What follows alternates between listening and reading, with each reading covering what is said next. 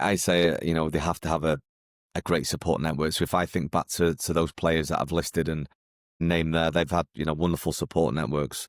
And that might still be that that's a one-parent family. That might be that they have separated parents. It's just that I think that support network, that they trust the coaches. To mention Marcus there, obviously Marcus lived with his mum and his brothers and his sister and things, and he just had a wonderful support network in that they championed him, but at the same time they were realistic and they trusted us. It's funny, somebody put a thing on LinkedIn today about a couple of players today who scored at the weekend and things, and their dads are actually their managers now. They both just signed for their dads in the lower leagues in the English game. Both scored at the weekend, and somebody asked me a question, and I said, the dads were absolutely different class. I've been very fortunate to work with Ryan Giggs' son, Nicky Butt's son, René Meulenstein's son, Edwin van der Sar's son, Robbie Savage's son.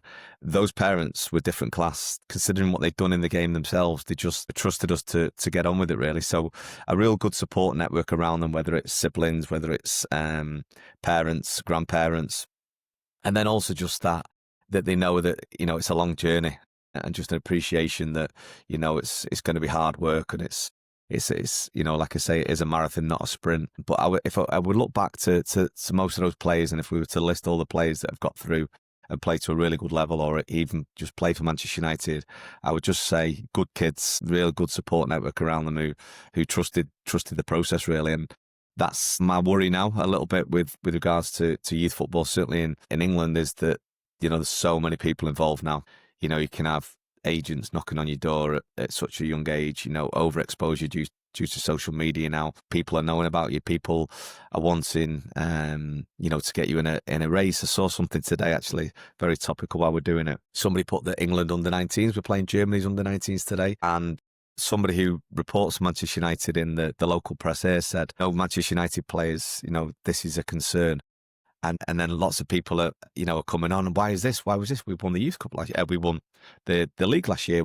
It's not about that. So you've got pressure there from a person in the press, in the English press, who's just put probably just a throwaway comment in there. And now you've got people worried about that all these players that would get talked about and are either on MUTV or social media.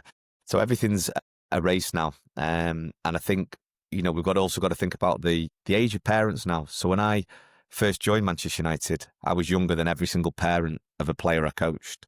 When I left Manchester United, I was probably older than all the parents I was coaching. We could, if you're coaching an 8-year-old now, those parents could be, 25, 26, potentially younger. And it's a different world. It's a different generation. They've grown up on social media. They've grown up on things. They've grown up to maybe not necessarily entitlement. I don't mean that in a bad way, but that things can happen a little bit quicker. So I think it is tough now because of the overexposure of social media, because of the structure of academies, the EPPP and the Premier League.